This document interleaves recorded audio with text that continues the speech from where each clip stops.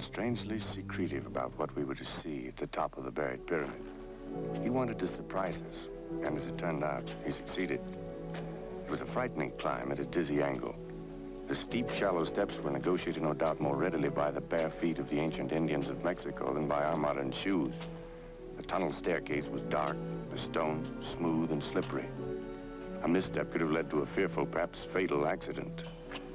Professor Stoner led the way, enjoying in advance the shock that awaited us. I did not sense in his attitude any hint of what was perhaps already germinating in his brilliant mind.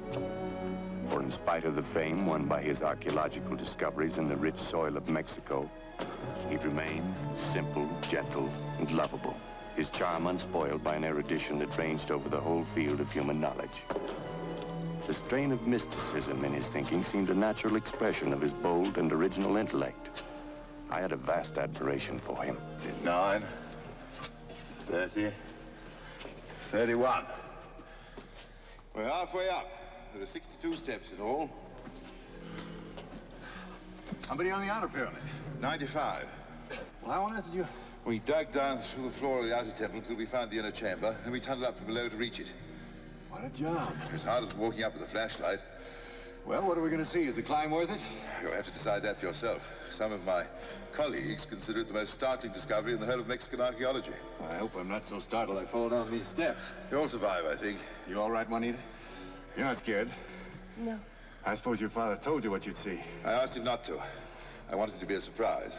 He didn't tell me.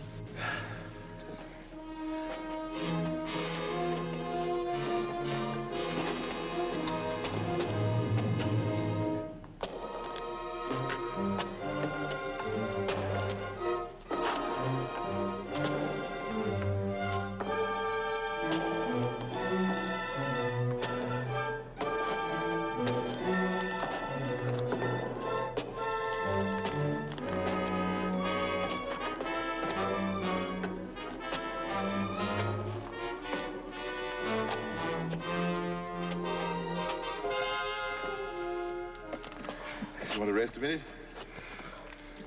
Oh, brother. Don't look down. It's the worst thing you can possibly do. Keep your eye... All right, you are. Just keep your eye on the step you're taking. We're nearly there.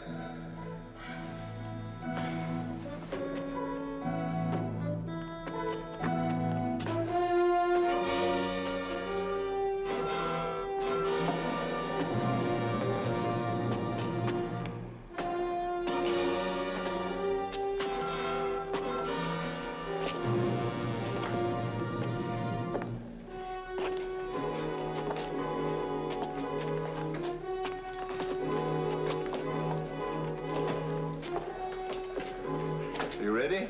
This better be good. Can I give you something to write about? Was it worth the trip from Mexico City?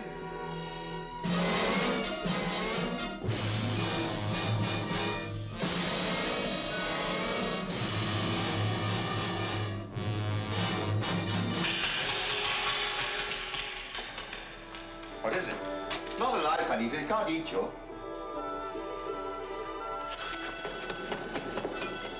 Juanita!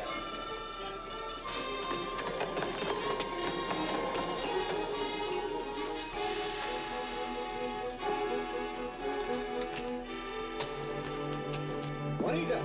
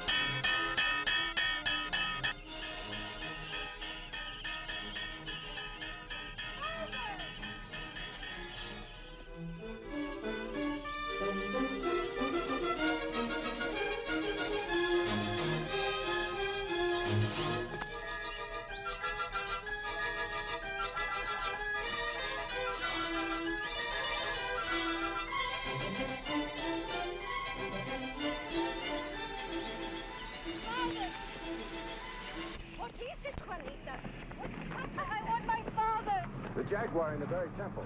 It scared her so she ran down. It's a miracle she didn't break her neck. I should have warned her.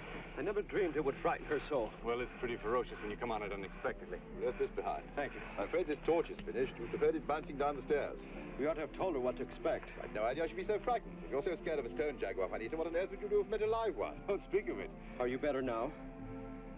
I don't know why it frightened me so. The blue of the temple wall has come off on your dress. It was a mortal color to your ancestors. They painted their sacrifices blue. Oh, two grown men playing such tricks on a young girl. Of course you were frightened, darling. Who wouldn't be?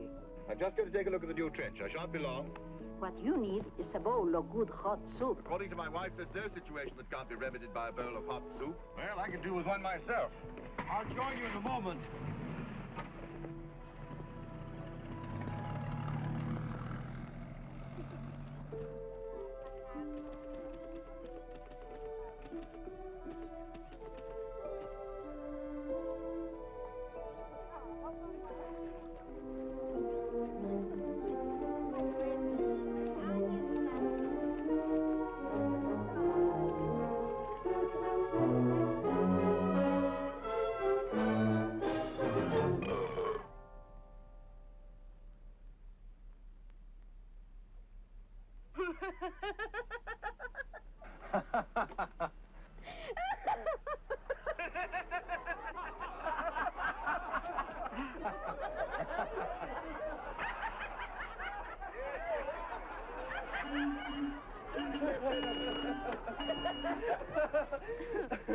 Your soup is good medicine, Elena.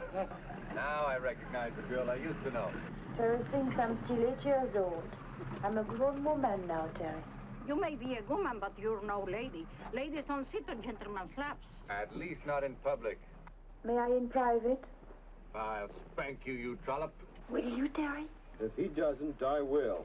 Do you mind cleaning this stone, Manuel? I think we ought to have a look at it.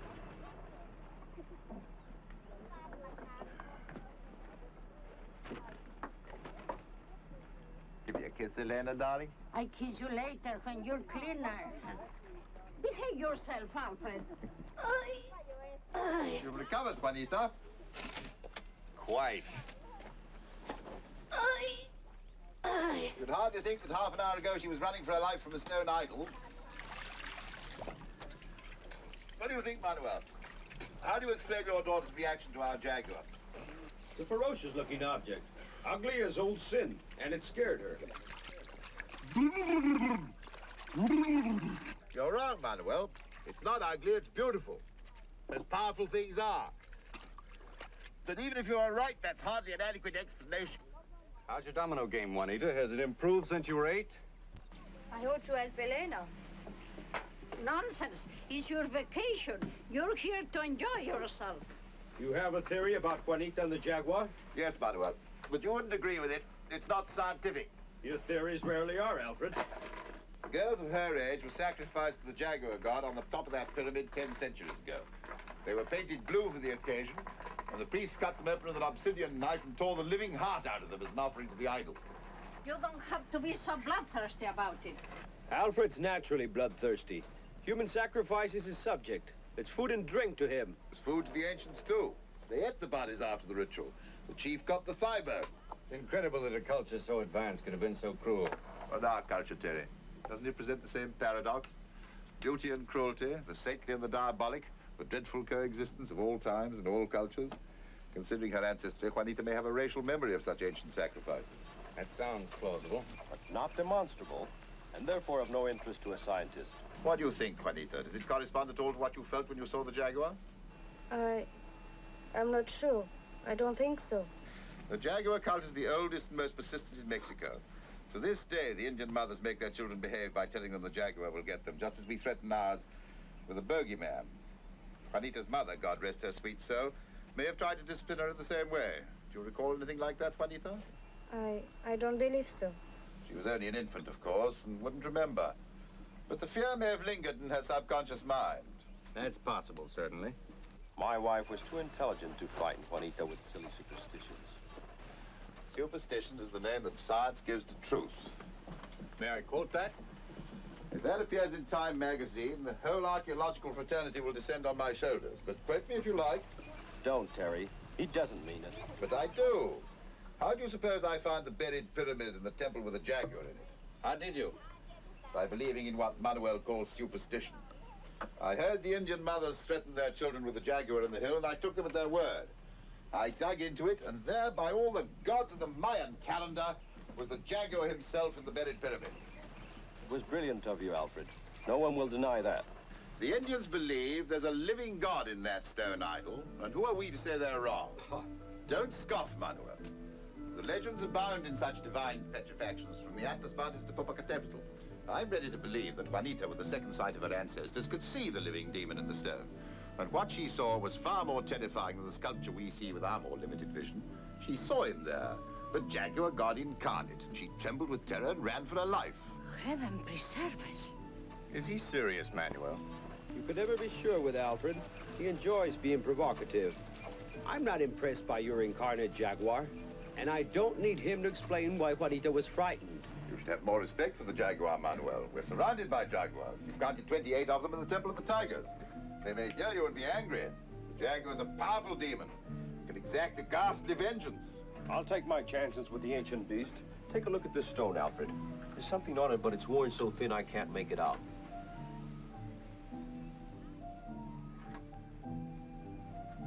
The tortilla is the latest tool of the archaeologist.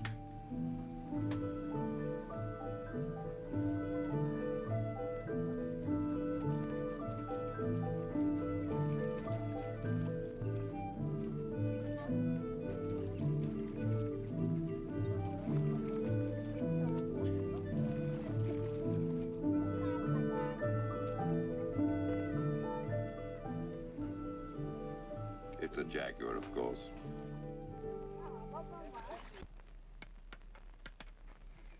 I'm afraid I've lost my skill at dominoes. Have I the scientist's permission to take his daughter to the fiesta in the hacienda tomorrow? Oh, yes, Terry, yes. Take her, Terry. We'll clear her mind of this gruesome nonsense. As for your jaguar, Alfred, here's what I think of him. You may have some trouble digesting that.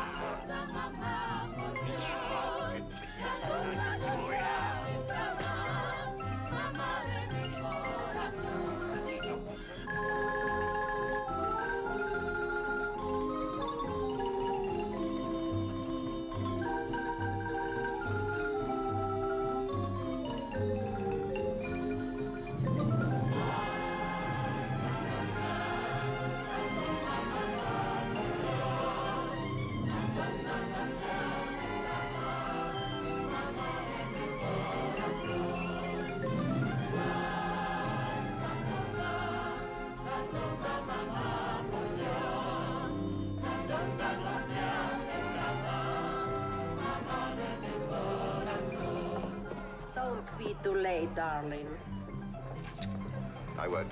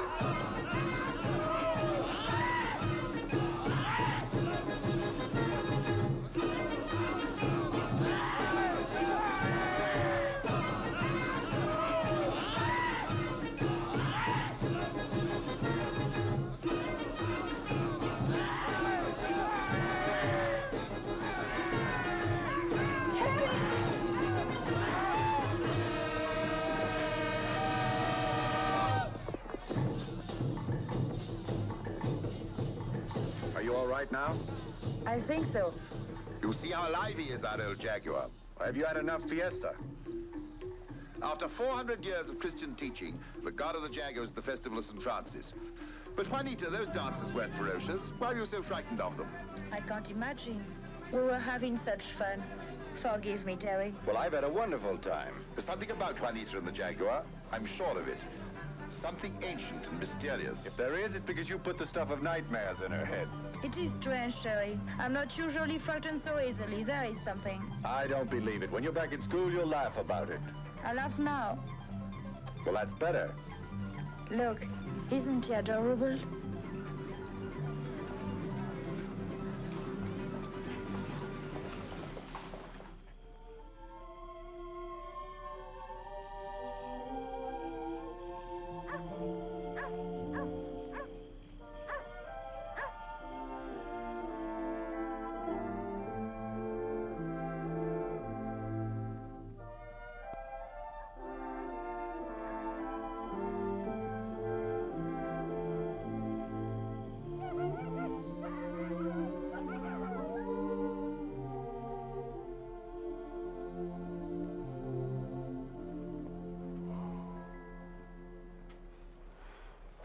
Terry.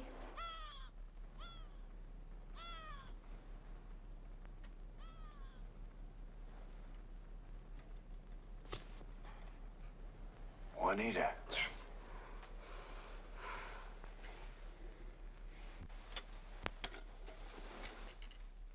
Turn your back.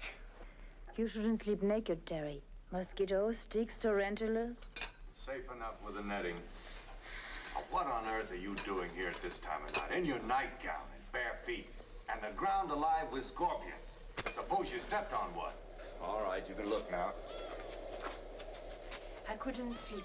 I had to talk to you. Well, what have you to talk about that couldn't wait until morning? Here, put these on. It's about us. You and me. Well, what is there about you and me that calls for discussion in the middle of the night? Do you think I'm pretty, Terry? Certainly not. I'm very pretty. Everyone says so. Your ears are too big, your eyes are too small, your nose is crooked, you got barbed wire on your head instead of hair. Shall I go on? You think of me as a child, but I'm not. Look. You ought to be slapped. Do it, Terry, if you like. What's come over you, Juanita? I love you. I love you so terribly, I ache with it.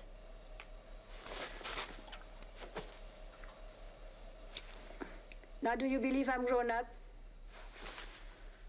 You're angry because you love me. If you didn't love me, you wouldn't be angry. You have an adolescent infatuation and you think it's love. You'll grow out of it. I have loved you since I was 8, and I will love you till I'm 80. I think you love me too. Only you won't admit it.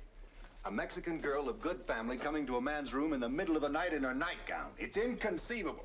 What do you suppose your father would do if he found you here like this? Here, put this on. I'm not cold. I'm not thinking of the temperature. I've got to keep you decent. Someone's coming. Are you awake, Terry?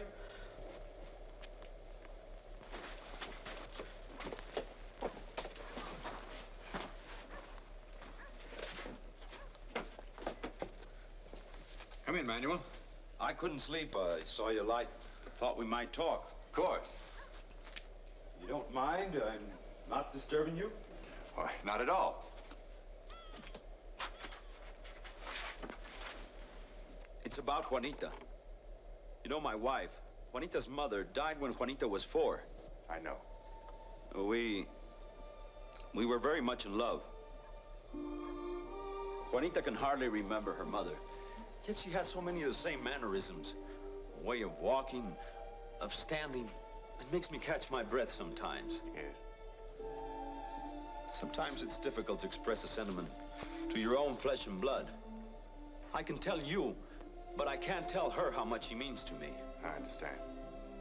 No, I won't say my life hasn't been a lonely one. But I've had my work. And the happiness of seeing my daughter grow up. You never thought of marrying again? Once. Some years ago. But I wasn't sure it would be good for Juanita. I see. You know, Juanita's in love with you.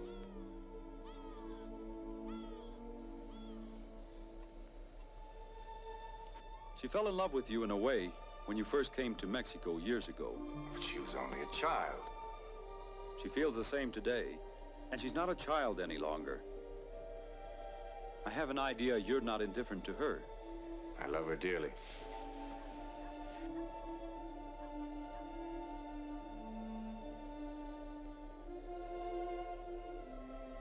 Enough to marry her? She's so young. Her mother was only a year older when we were married. Well, it may be no more than an infatuation. She's not really old enough to know her own mind. Juanita won't change. She's like her mother. Where her heart is fixed, there it remains. You're surprised that a father should make such a proposal for his daughter. Above all, a Mexican father. It's just that I'm worried about Juanita. Oh, I understand that. She's high-strung, moody, impulsive, gay and sad by turns. I know that's part of growing up, but it troubles me.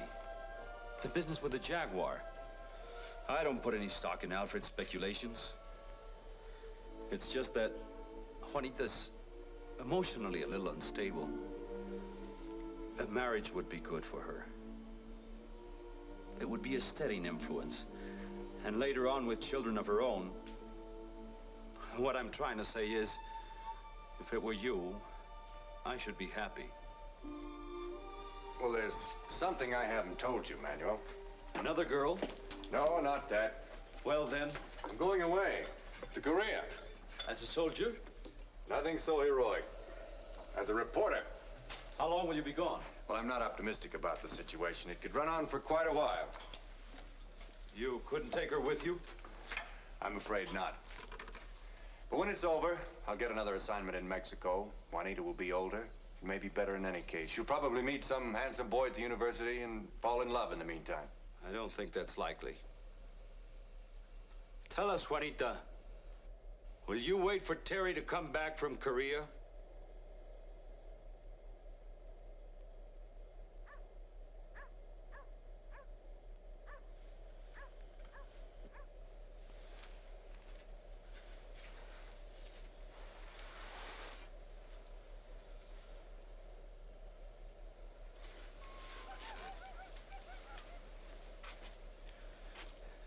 If I didn't know you, if I didn't know him, when a child has no mother,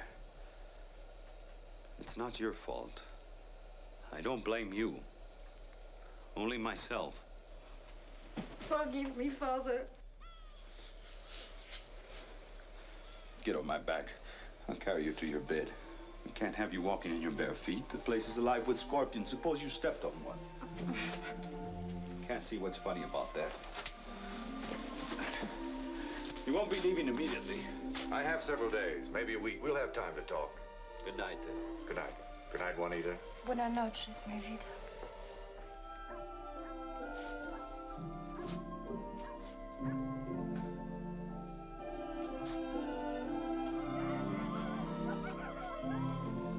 Will he come back, Father? Yes, he'll come back.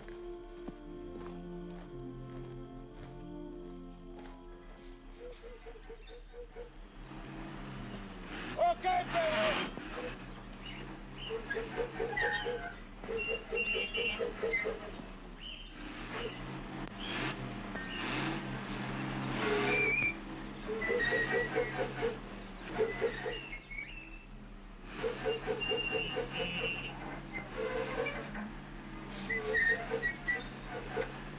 Alto, Pedro! How's it going, Manuel? Fine. Where's Juanita? I think you'll find her at the cenote.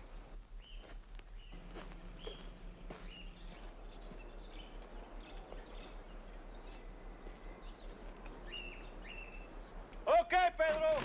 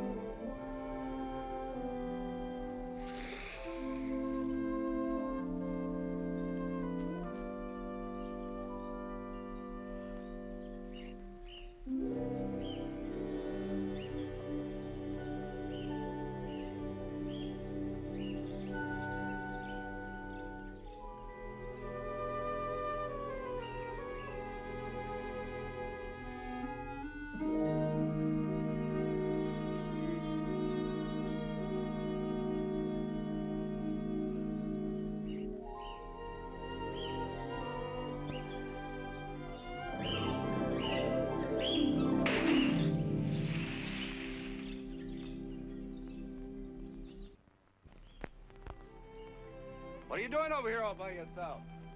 I like it here. I am alone and I can sing. I sing out loud and no one can hear me, except the parakeets and the iguanas. There's one over here listening. You look downright Darwinian. You ought to be extinct like the dinosaur and the pterodactyl. I think they're sweet. I'd like one for a pet. The neighbors might object. Why do you sing so loud? I thought that sort of thing was reserved for extroverts in shower baths. You know what I'm doing? No, what are you doing? I'm making you breakfast while you sing in the shower. What am I having for breakfast? Orange juice, cantaloupe, bacon and eggs, hot cakes, waffles, sausages, toast and coffee. No kipper? You're starving me. This cenote is spooky. It's just a pool of water. Cenote is the word for well. It was a sacred well. You know what they use it for. They threw virgins into it to appease the rain god. That doesn't disturb you? Why should it? Oh, so you're willing to be sacrificed to the rain god, but you're terrified of the jaguar. Yes. I've written a poem for you. Because you're going away. It's called Barton. When shall we meet? Like days of sun and rain. Sad joy and joyous pain. Against my heart's dull beat.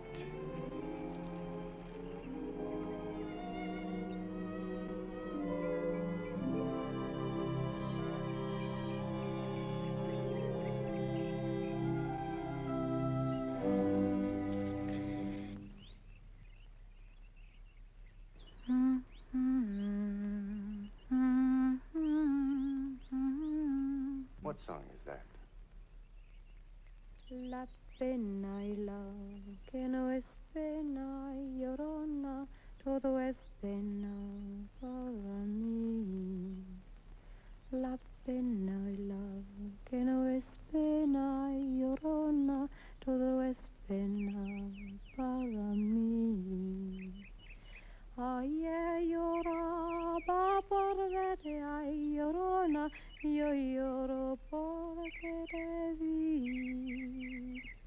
Ay de mi llorona, llorona, llorona de azul celeste.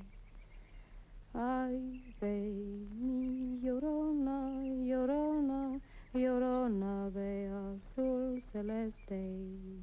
Aunque la vida me cueste, ay llorona, no dejaré de quererte. That's a beautiful song. I want to learn it. Elena's soup is waiting. Come on.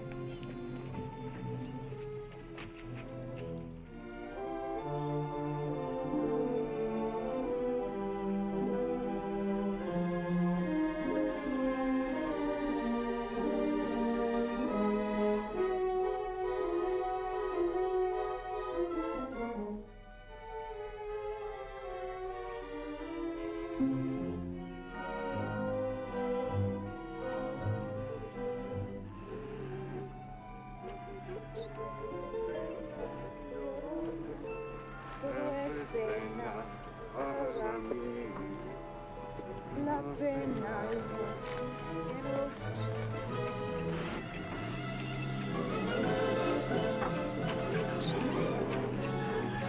Manuel! Don't look, Bunny. Don't look. When the broken body of his friend had been taken away, the professor asked me to return with him to the scene of the tragedy. I observed then, for the first time, something extraordinary which had escaped me before. A jaguar with a human heart in its claw was carved on the monumental stone. Our reason tells us it's a coincidence, this jaguar on the stone that killed my friend. You don't think so? We take refuge in a word to escape from a monstrous reality. You seriously believe that supernatural forces had something to do with this accident? There are no coincidences and no accidents. I loved Manuel. I saw him every day for 20 years, and he kept my feet on the ground even when my head was in the clouds. But if he'd listened to my fantasies, as he called them, this need never have happened, and I might still have my friend. How could he have listened, or any reasonable man for that matter? Manuel was not killed by the stone that crushed him. The stone was the instrument of a deeper purpose. What purpose? Manuel was killed by the disease of our time, which believes in flying saucers and has no faith. A world without faith and without humility will surely perish as my friend did, from the presumption with which the gods inspire those they wish to destroy. These are strange words coming from a scientist. The deeper that science probes, the more mysterious life becomes. Even the scientists are returning to the mystic philosophies, like those of India, which have something in common with the beliefs of ancient Mexico. The Mayans, too, believed in the soul, in reincarnation. You sound as if you believed in it. I do.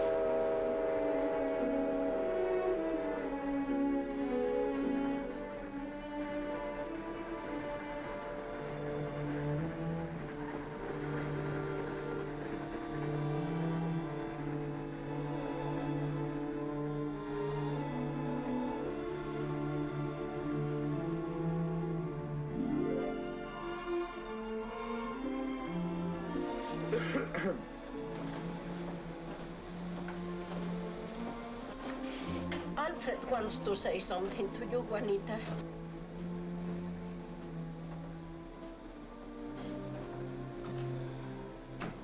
It's something we've talked about, Elena and I. Your father was my friend for so many years. Your mother was the friend of both of us even before you were born. We had such wonderful times together, your parents, Elena and I. And now you're alone. Elena and I have no children. We want you to feel that you're our daughter now, just as if you really were our daughter. It would make us so happy if you would agree to this.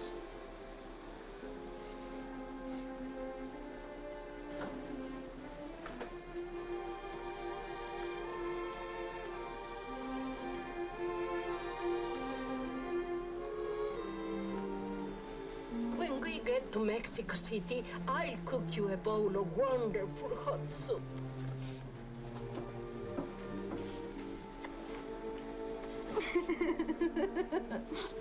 Now you are crying, and that's good.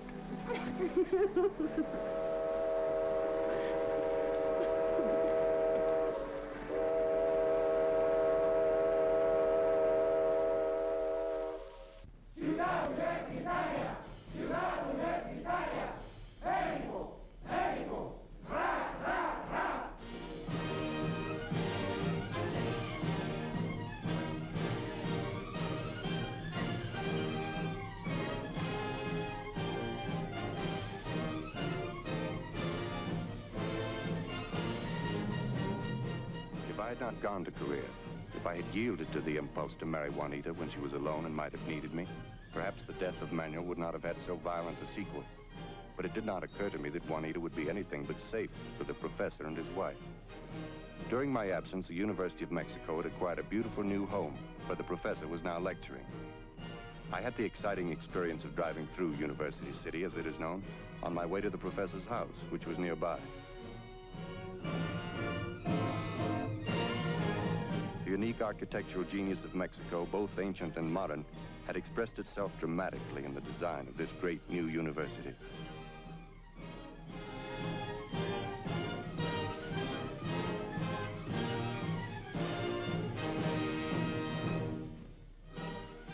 I was not at all prepared for the strange situation I found in.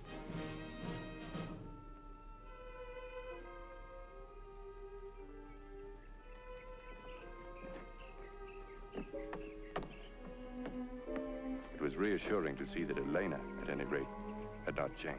Have you been to the university? Have you seen Alfred? Well, I went through on my way, but I didn't stop. I came straight here. He may be in his museum. He's usually there in the afternoon when he isn't working on his book. His classes are in the morning. He's well, then? Oh, yes, quite well. Alfred!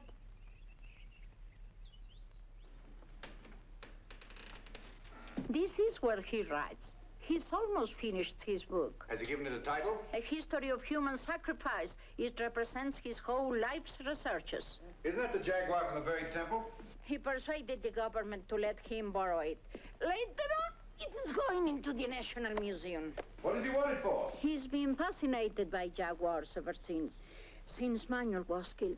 You'll probably find him in the zoo right now at Chapultepec Park. He goes there in the afternoon when he isn't working on his book. What does he do at the zoo? It relaxes him, he says. And he has a friend there.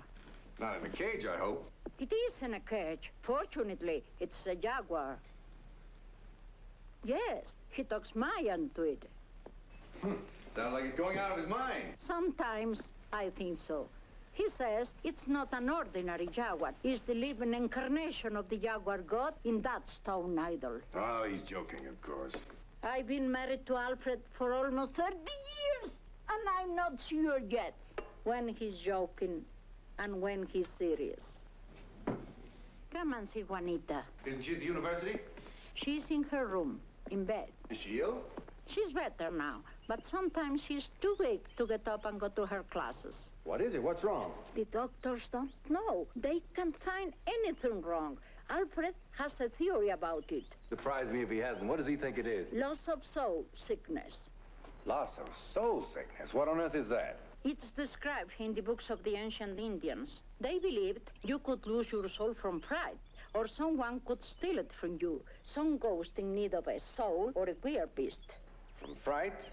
Yes, Alfred thinks it happened when she was so frightened of the jaguar in the buried temple. It's a lingering disease. You don't die of it. The books say how you can get your soul back again? Juanita! You can get your soul back if you conjure up the ghost of the queer beast and destroy it. Evil must be brought into the open, Alfred says. It's a way of facing reality instead of running away from it. Kind of magical psychoanalysis, apparently.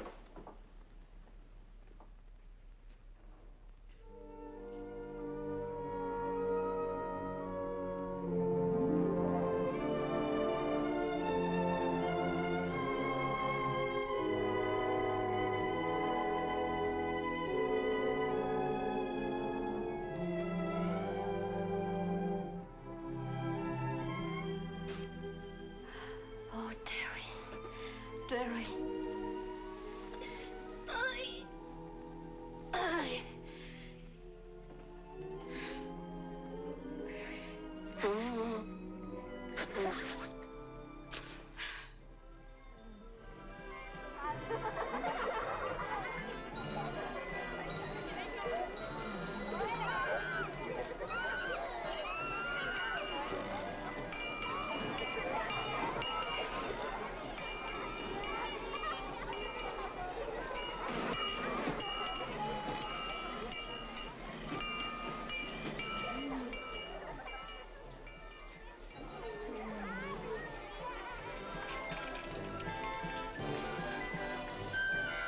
¿Cómo está, Balam, Francisco? Tranquilo, muy tranquilo.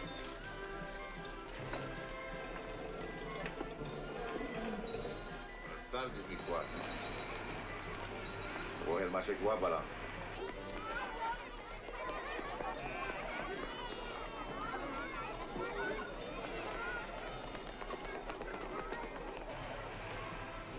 Momentito, Balam, por favor. Con su permiso.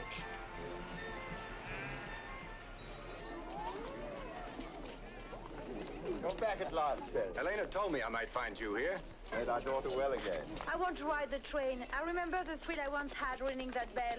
I'm in love with this place. Oh, it's enchanting. I come here so often I believe the animals recognize me. At least there's one that does. I want you to meet him. It's a pity, though, they have to be in cages. Aren't we all? We're in the revolving squirrel cage of our inheritance. The Wheel of Destiny, as they call it in India. From which only a divine aspiration can set us free at last. You haven't changed, I see. Yes, but the animals are in real cages. I'm sorry for them. Do they mind terribly, do you think? There's one that does. Balam doesn't like his cage. Balam? It's the Mayan word for a jaguar. You don't suppose he'll upset you, Juanita? I don't think so. Well, I know how you used to feel about jaguars. They used to worship him, make sacrifices to him, and now he's shut up in a cage.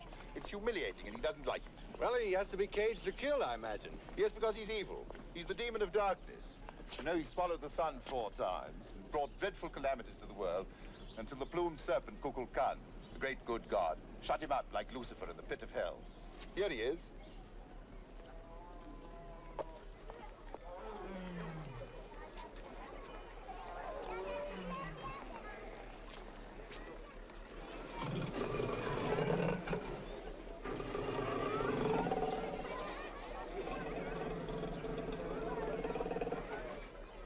He seems to know you, Juanita.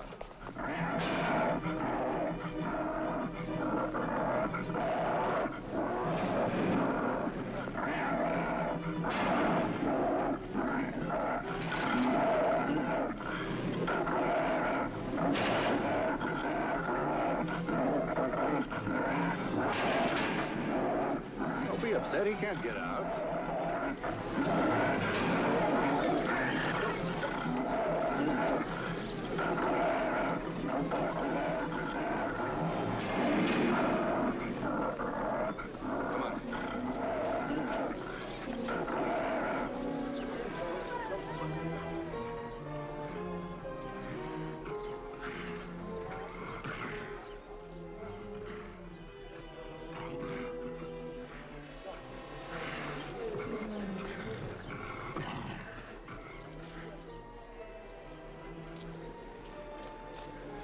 Well, we can be glad that one's in a cage. I've never known him behave like that before. Can't think what's possessed him.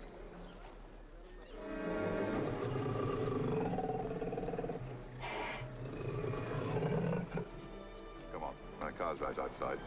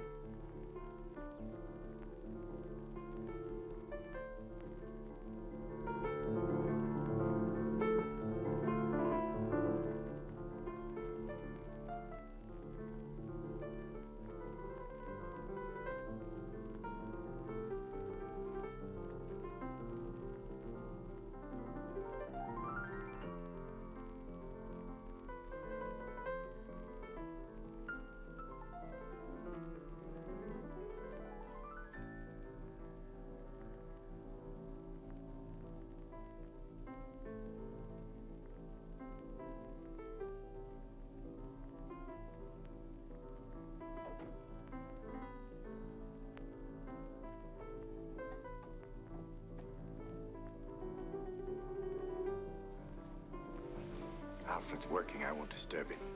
He's been in good spirits since the day you arrived. But Juanita, it's no wonder she's awake. She's hardly eaten a thing for days. There's strength in those hands. She's always been musical since she was a child. But I don't know how she stays alive. She doesn't even taste my soup. I have to eat it all myself. Would you like some? No, I've had dinner. I'm worried about Alfred, too. What's wrong with Alfred? He goes out somewhere by himself late at night. Last night, he didn't get in until 3 o'clock. He wouldn't tell me where he'd been. You don't think there is another woman? Oh, I shouldn't think so. What do you suppose he's up to, prowling around in the middle of the night? He's probably having an affair with the night-blooming Sirius. What's that? It's a flower that blooms late at night, one night a year. It takes some watching or you'll miss it. He's never been interested in botany. Well, it's something innocent and scientific, you can be sure of that. Then why does he keep it a secret? Why doesn't he tell me about it? Because it's more fun to keep you guessing, I imagine.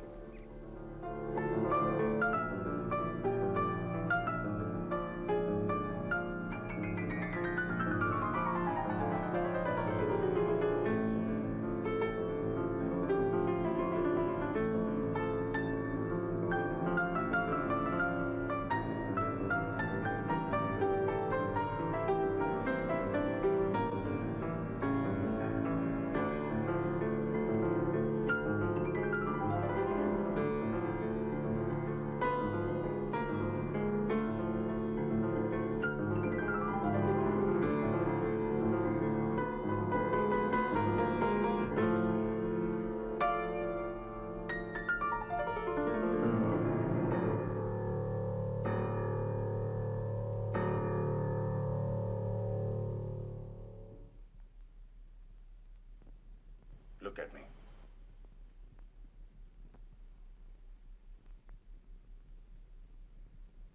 Or you're dramatizing it, darling, beyond all reason.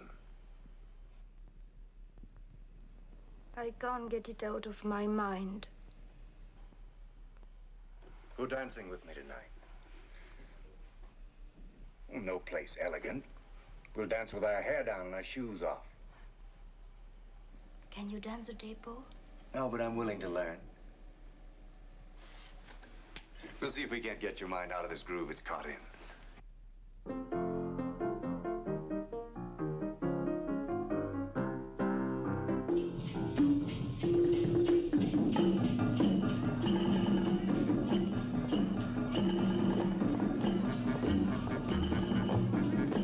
Juanita loved to dance.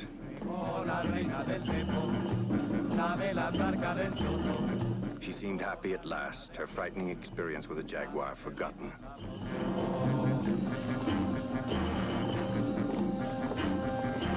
It was as if she and I alone were alive, and all the others no more than ghostly figures.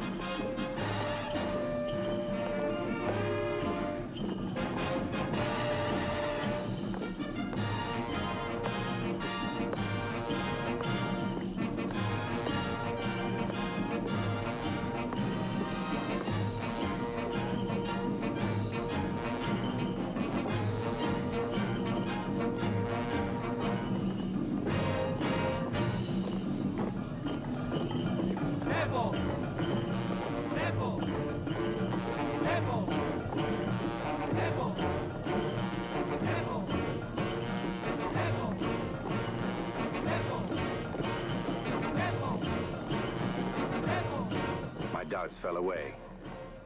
I knew that I wanted more than anything else to keep her as happy always as she was at this moment.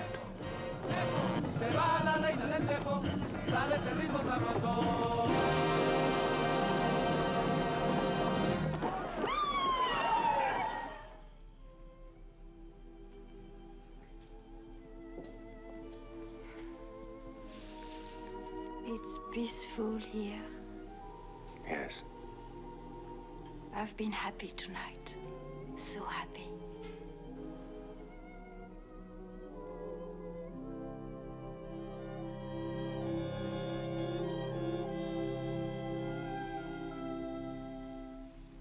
I love you, Juanita.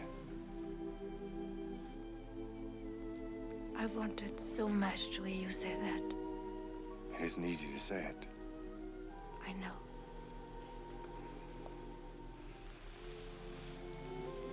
What is it? Will you marry me?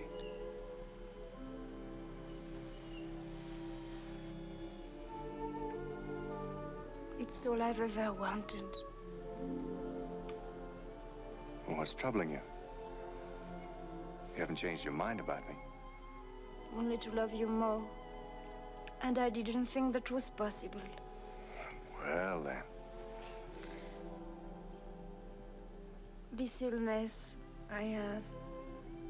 Even the doctor don't understand it. I've thought sometimes that I have no right to marry. That I be a burden, a trouble. And I want to be a joy. Only a joy to you. You know you are. Don't say anything to Alfredo, Elena. I have an intuition about it. Almost a premonition. I can't explain it. Be patient with me, darling. I'm so happy just knowing you love me. I'll not say a word until you tell me.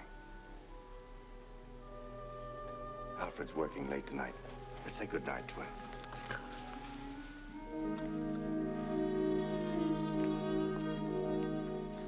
He's not here. His car's gone. But he left a light in the museum. he go at this hour of the night? I can't imagine.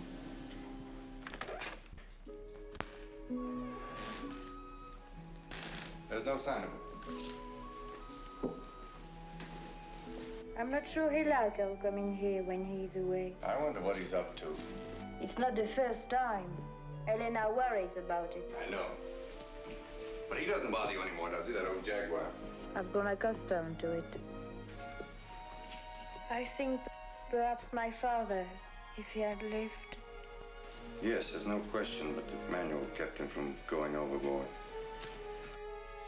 Listen to this. It is easy for people who see the world die and renew itself year after year to transfer their observations to the soul and believe in reincarnation. It is a belief common to all religions in one form or another because it answers a universal need. The Greeks created for it the symbol of the phoenix, eternally born again from its own ashes.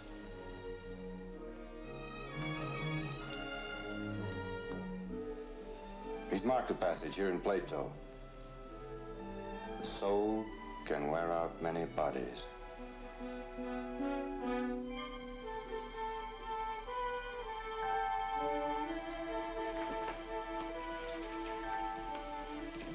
What is it?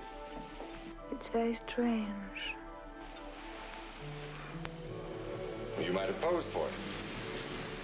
It's Alfred.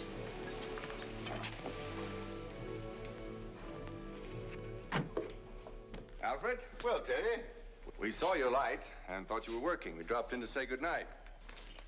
Where have you children been at this hour? We wondered the same thing about you. We've been dancing.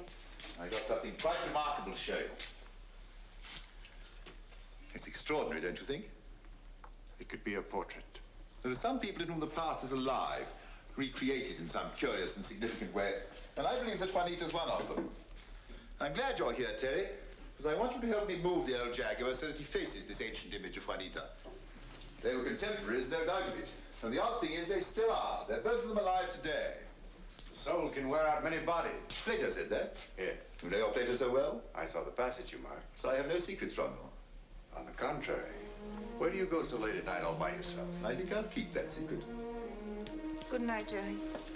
Good night, Alfred. Good night, darling. Juanita.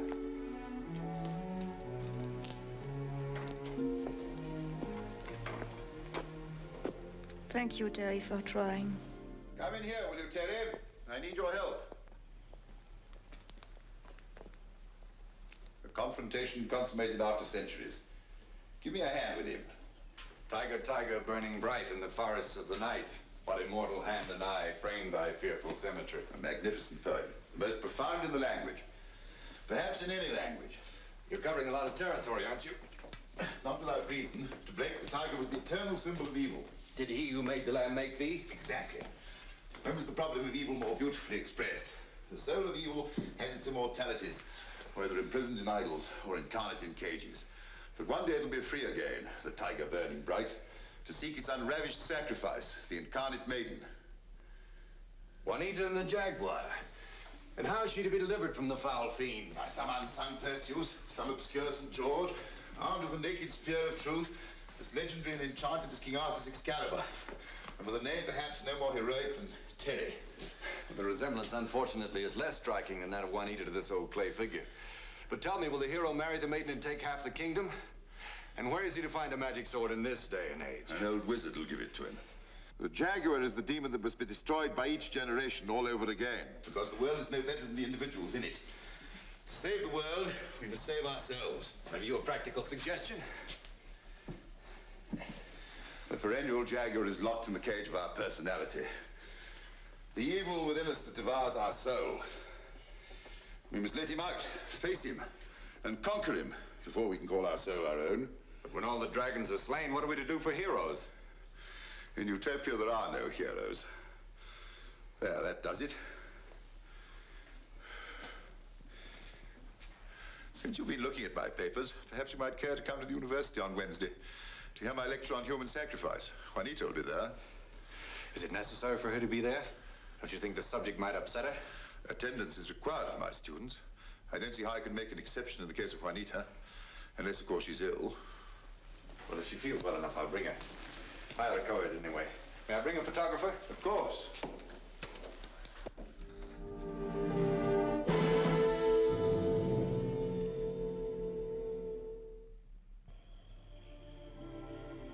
I made up my mind to follow the professor and discover, if I could, what he was up to at such an hour and in such secrecy. I had lost sight of him while circling one of Mexico City's glorietas, but it was already apparent to me that he was on his way to Chapultepec Park. I knew then where I ought to look for him. Buenas noches, Malan.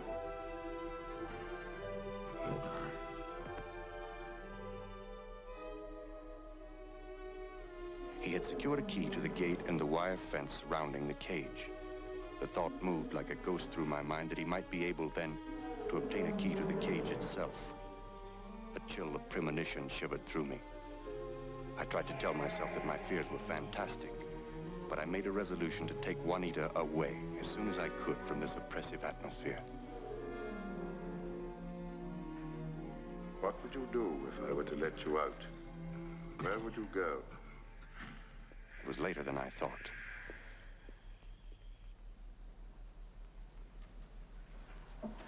The Carthaginians fed their firstborn to the hungry deity Moloch. The innocent victims, placed on the sloping arms of this brass idol, rolled down into the blazing belly of the god, whose powers were doubtless sufficiently restored by this nourishment to repel the enemies of the city and win new conquests for mighty Carthage. The Cretan monster, known as the Minotaur, inhabited a labyrinth and was regaled by periodical sacrifices of Athenian youths and maidens, until the hero Theseus, the original matador, destroyed the beast and put an end to the tribute. The legend obviously derives from an ancient practice of human sacrifice to an animal divinity. The practice of human sacrifice died hard amongst the ancient Hebrews. Jehovah demanded the sacrifice of Abraham's only son, Isaac, as a burnt offering.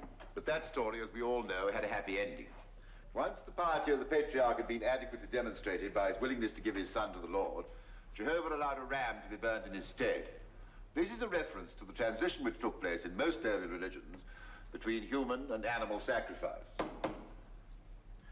The gladiatorial contests of imperial Rome were a survival of an ancient form of sacrifice in which the victim was allowed to defend himself against hopeless odds.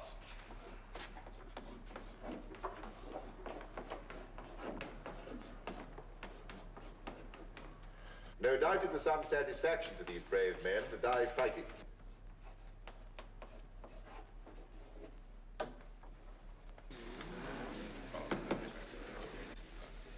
In Western Europe, the Druids put cattle, sheep, chickens, and human beings into gigantic wicker images, which were then burned with their living contents. I've made no reference to Africa, New Guinea, Australia, or the islands of the South Seas, where ritual cannibalism was widely practiced. The most systematic use of human sacrifice was, as we have seen, not in primitive, but in highly developed cultures. Practice, however, dates back to the darkest antiquity. This stylized human frame, which I've borrowed from the National Museum, comes from New Guinea. The body was designed to hold, in the socket of the neck, the skull of a human sacrifice. The skull which you see is that of a veritable victim. It's reasonable to assume that the art of sculpture originated from its functional use in such magical ceremonies.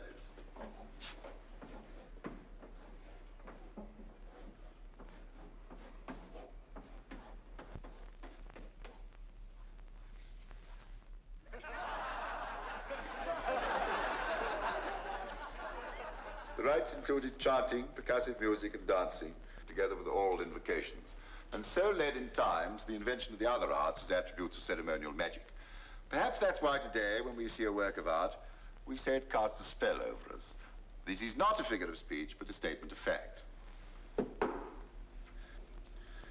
Human sacrifice was inspired by the most profound of hopes and fears, the underlying principle being that individuals should give their lives for the benefit of the whole community.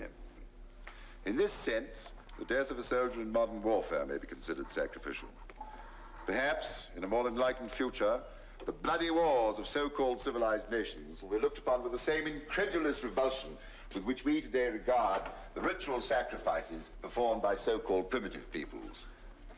The practice of capital punishment, still unfortunately prevalent in much of the civilized world, is the survival of human sacrifice. Even though in this case, the goddess of justice takes the place of a less abstract divinity.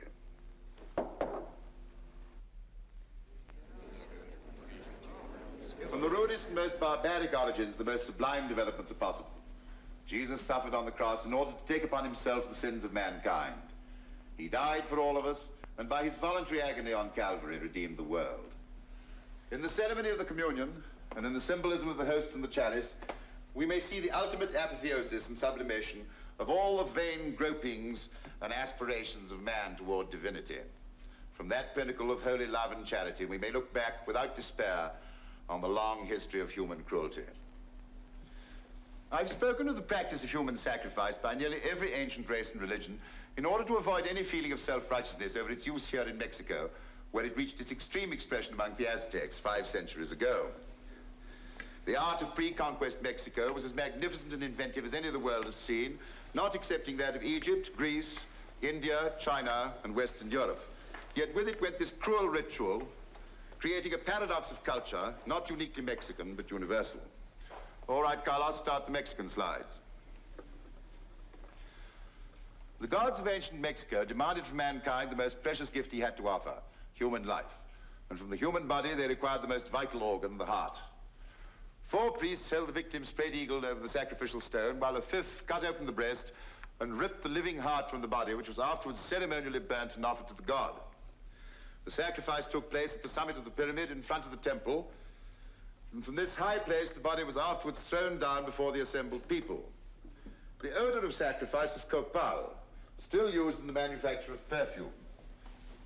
Urns such as this, discovered in the excavations of Monte Alban, were used for burning this incense. I have here one of the obsidian knives used at these rituals, which I myself discovered beside the image of a jaguar god to whom the sacrifice was made. The natural volcanic glass is as sharp as a steel blade. The calendar of the Aztecs called for monthly variations on this theme. There might be differences of detail. The victims might be men, women, or children. The dances, costume, and incantations might be varied to suit the nature of the god or the season. But the sacrifice culminated almost invariably in the same way. It was the living heart which the gods required and received. Do you mind coming up here a minute, Terry? I need your help with this costume. When Montezuma I, grandfather of the monarch who succumbed to Cortez, dedicated his great city of Tenochtitlan, now Mexico City, 20,000 victims were slaughtered in a single festival. The conquistadores who came from Spain with Cortez counted 60,000 sacrificial skulls at one time in the skull rack, which arose in a vast architectural cube of horror in the center of the main square of Montezuma's city. I'm now wearing a replica of the costume of a Chilan, or officiating priest at a sacrificial ceremony. Do you mind turning that light on me, Terry? Thank you. Some of you, I see, seem to be amused at this costume. You would be less so, I imagine, were it to cover the tattooed nakedness of a veritable priest presiding over your own immolation. The rites were not always performed on the platform of the pyramid. In one case, the sacrificial virgin was bound to 2 posts set up in the form of an X. This was the method used in an extraordinary sacrifice designed to propitiate the oldest of the Mexican divinities, the jaguar god. Juanita, I have another costume here, or part of one, that I'd like to show to our friends. A girl's costume. I also have a sample of the jewelry worn by the victim of this ritual. Would you mind putting them on for us? That might not be such a good idea. As you know, she hasn't been well. It's only for a moment. Do you feel up to it, Juanita? Of course. My foster daughter is of pure Indian ancestry and will make an excellent model for these sacrificial accessories. I shall not paint her face blue as her ancestors did. I think I can spare you that, Juanita. The post was set up in the jungle at a place where a live jaguar was known to have his lair. The ceremony took place at night by torchlight. The girl was painted, dressed, and bound to the cross to await the arrival of her bridegroom, the living incarnation of the jaguar god. You will observe that Juanita's dress resembles that worn by the Mayo girl being sacrificed in this illustration. The Chilam shouted his invocation, summoning the jaguar, leading his attendant priests at the same time in a dance around the girl. The dance was accompanied by choral chanting and an insistent, hypnotic, percussive music beaten out on drums and gourds, mingled with the shrill sound of flutes. At the conclusion of the dance, the priests withdrew to a safe distance in order not to bring upon themselves the dangerous attention of the living god, and the girl was left alone to face the jaguar.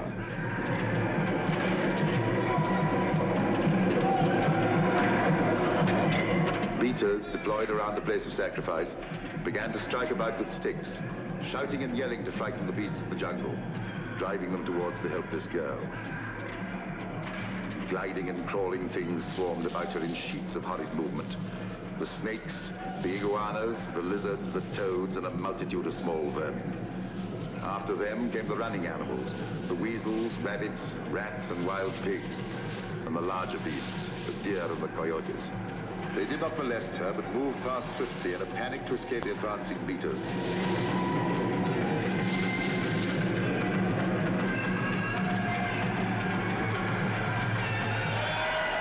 Suddenly the shouting stopped, and a fearful silence fell upon the jungle.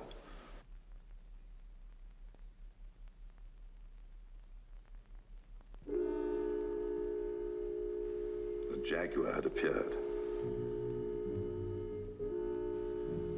The jaguar does not attack directly, but stalks its prey in narrowing circles. She could see the burning eyes moving around her.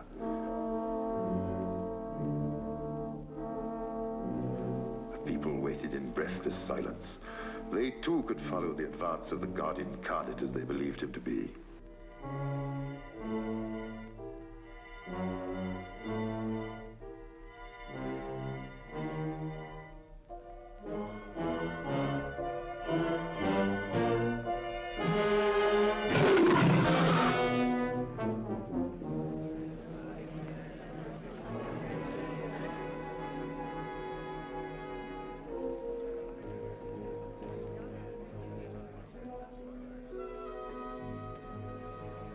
To be alarmed.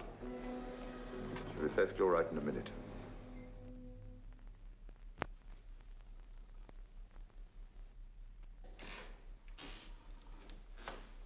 Hello, Terry. What's all this about?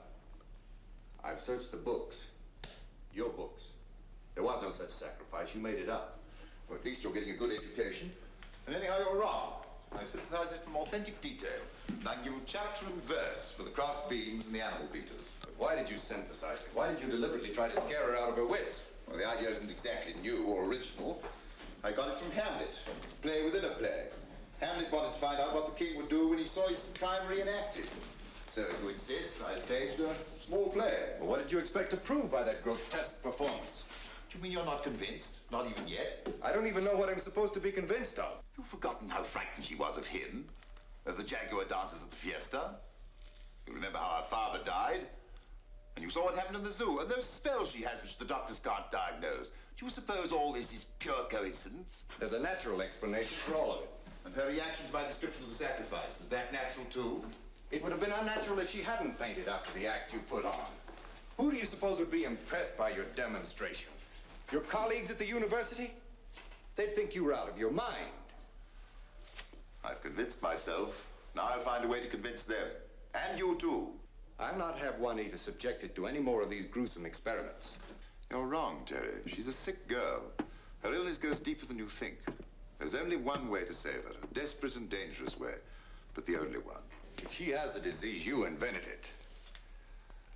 Anyhow, Alfred, Juanita didn't want me to tell you, but you may as well know. We're going to be married. I haven't much time then. Time for what? Oh, my experiments, of course. The gods demand maidens for their sacrifices. But seriously, I'm delighted, Terry. It was what he'd have wished, Juanita's father, and Elena will be very happy too. She'll be busy with the wedding dress and 1,001 things. We must have a church wedding and all that goes with it. This calls for a drink.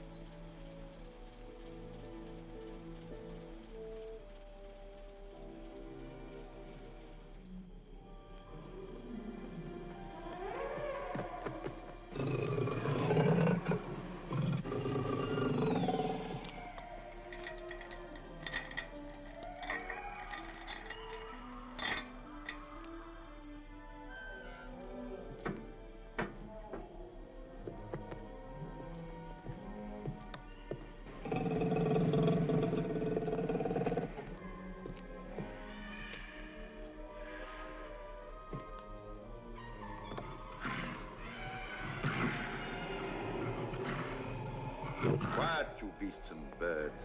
You think you are all gods? They may be after all. The Egyptians had 73 animal divinities. There was a time when I could name them.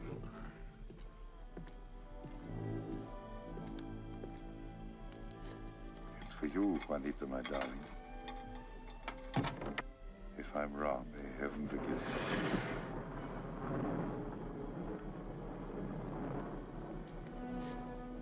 Balaam.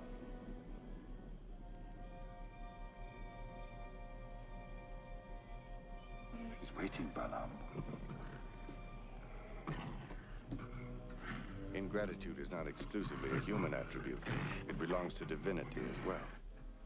The incarnate jaguar god had a curious reward for his benefactor, who came to free him from a humiliating imprisonment.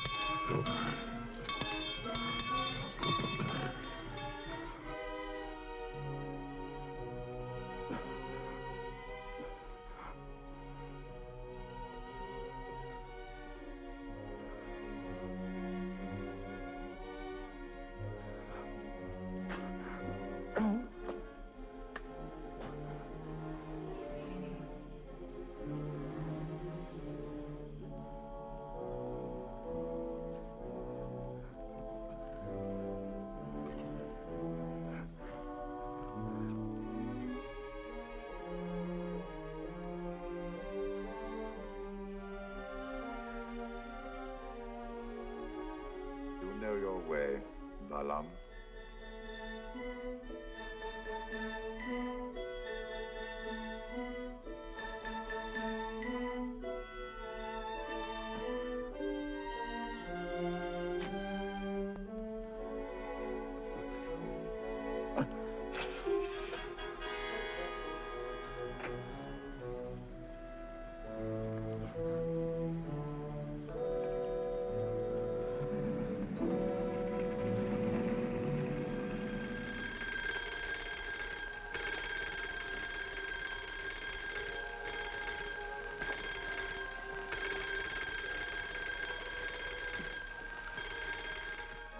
It was at about the time the professor opened the cage. Perhaps it was at that moment precisely. Juanita was awakened by the sound of a strange commotion coming from the darkness of the professor's museum across the garden. The noises were mysterious, ghostly, as if they belonged to another world. It was as if a tiger had somehow materialized in the museum and as if it were trying to break out. Growls and roars were mingled with the crash of clay figures falling and shattering, and with the dull blows of a heavy object striking against the walls. But there was no light in the museum, and Elena had seen the professor leave half an hour before. They thought of calling the police, but Elena was afraid of involving her husband. I told them to stay in the house and to do nothing until I got there.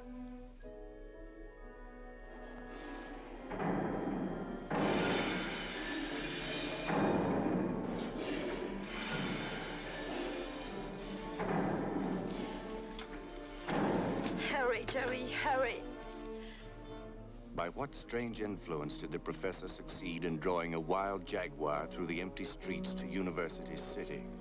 Was it by the force of his intense resolution, his will, as it is called?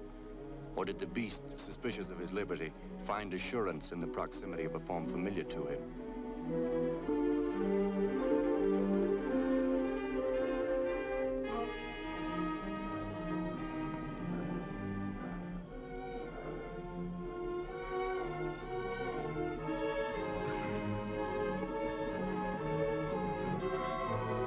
The professor would not have accepted so rational an explanation. The idea that the jaguar, a demon incarnate, was aware of his gold and of the road to it would not appear to him as it did to me. Monstrous, unnatural, beyond reason.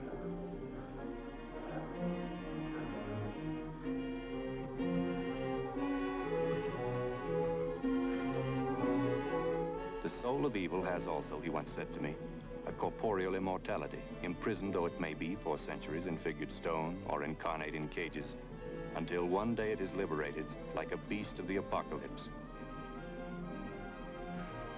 By what miracle of memory do fish find their way to the distant and obscure streams of their nativity, to spawn where they were spawned? By what incredible navigation do birds arrive at far havens over seas and continents?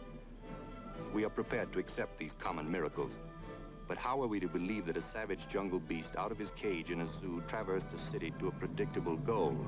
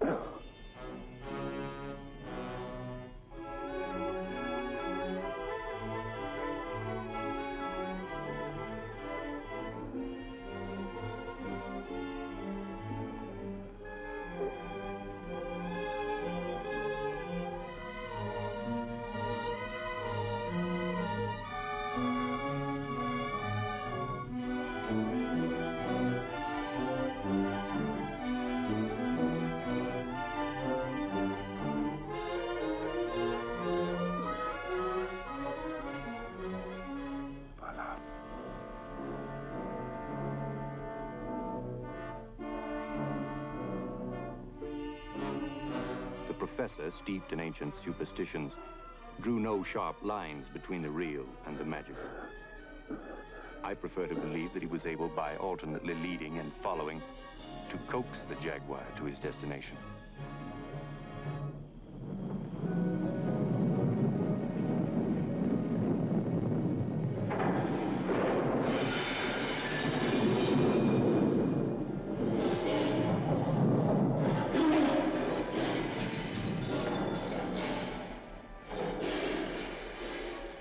is a light on now in the museum.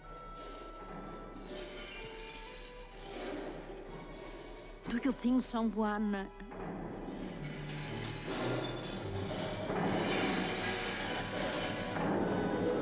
Juanita?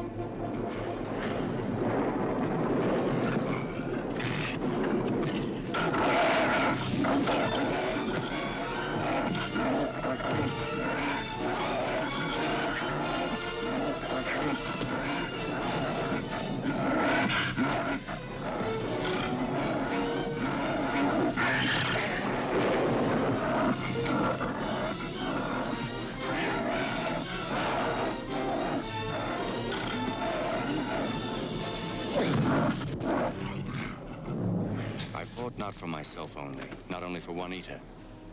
The concentrated force of evil was attacking me.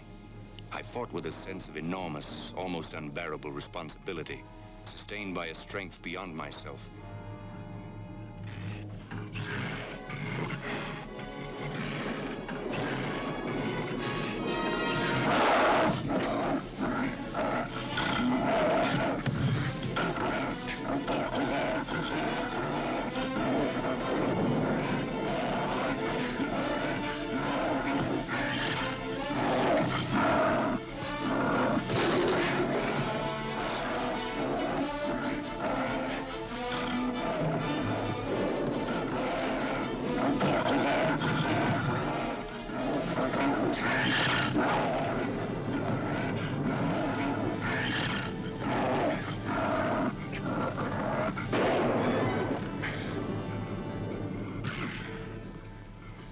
The struggle seemed immense, eternal, unreal, outside of time and place and the natural order of things. And in fact, so it may have been, if we are to understand the extraordinary revelation in store for me.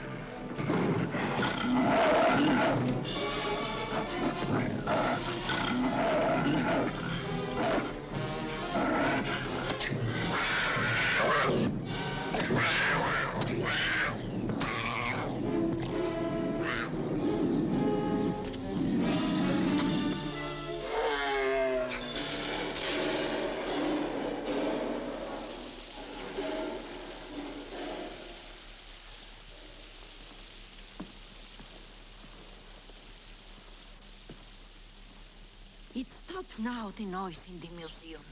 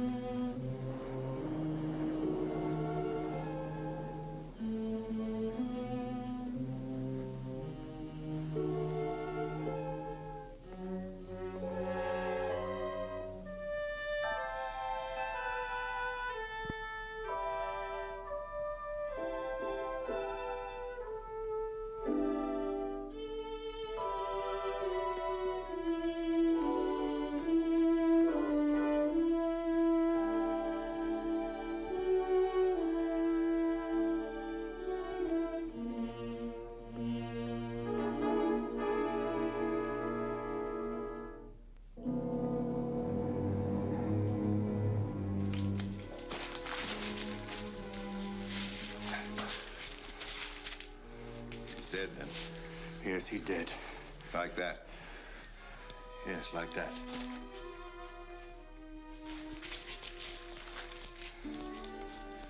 You're safe, Juanita, my darling.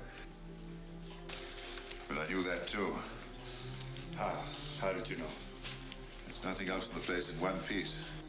You should have seen her shaking as I did. I thought she'd fall and break, but she didn't. When the old demon gave up, I knew you'd killed him and she was safe. My help comes from the mountains.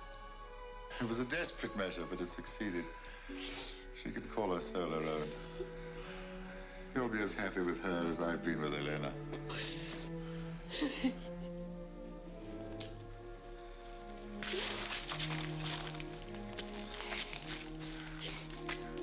Wait, Elena. Wait. Don't move anything in here. Get your camera and take pictures. Promise me you'll do that, Terry. They'll never believe it otherwise. Not even if you swear to it. I'll do it, I promise. Write the story now while it's fresh in your mind. Publish it with the pictures. I will. Don't bother to explain anything. Nothing worth explaining can be explained. Let them do the explaining. Ask them how a stone sculpture moved all around this room, broke my walls and made a shambles of my ceramics collection. You laughed, mind more than you, when I said there was life in that old stone. They're ready to believe in any pseudo-scientific absurdity, but not in the soul. Nobody believes in the soul anymore. Give me a kiss, Elena, darling.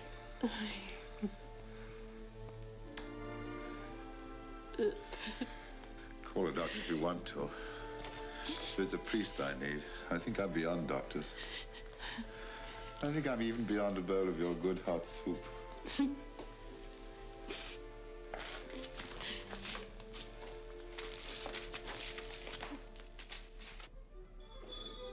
When doctor and priest had done what they could for his body and his soul, I was permitted a last interview. He made me promise not to postpone the wedding. He would be there, he said, incorporeally. I had a curious feeling that he was.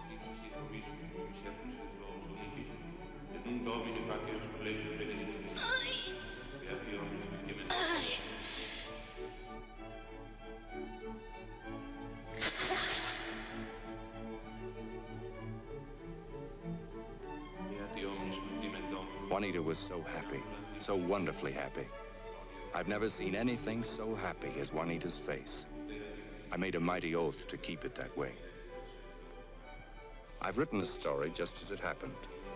I have the photographs, too, if anyone wants to see them.